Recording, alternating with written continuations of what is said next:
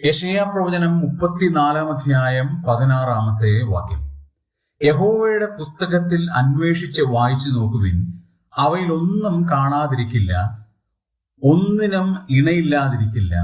അവന്റെ വായല്ലോ കൽപ്പിച്ചത്, അവന്റെ ആത്മാവത്രേ അവയെ കൂട്ടി വരുത്തിയത്. വേദപുസ്തകത്തിന്റെ ഏറ്റവും വലിയ സമ്മറിയാണ് ഈ വായിച്ച വചനം.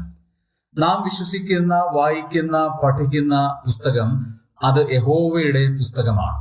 രണ്ടാമത്തെ പ്രത്യേകത, അതിൽ ഒന്നും കാണാതിരിക്കില്ല. എല്ലാ ആത്മീക ഭൗമിക വിഷയങ്ങളും അതിലുണ്ട് എന്ന് രേഖപ്പെടുത്തിയിരിക്കുകയാണ്. 3, അതിലൊന്നും ഇണയില്ലാതിരിക്കുകയില്ല. അർത്ഥാൽ പരസ്പര വിരുദ്ധമായ യാതൊരു കാര്യങ്ങളും അതിലില്ല.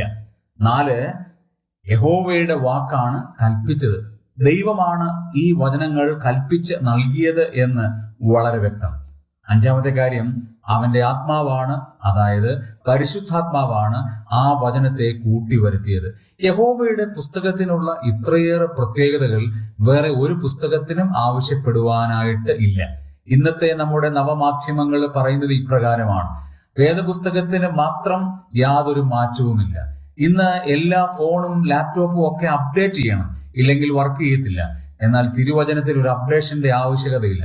എല്ലാ കാലത്തിലുള്ള ജനങ്ങൾക്ക് വേണ്ടിയും യഹോവയുടെ പുസ്തകത്തിൽ അന്വേഷിച്ച് വായിച്ചു നോക്കിയാൽ മതി, അവയിലൊന്നും കാണാതിരിക്കുകയുമില്ല.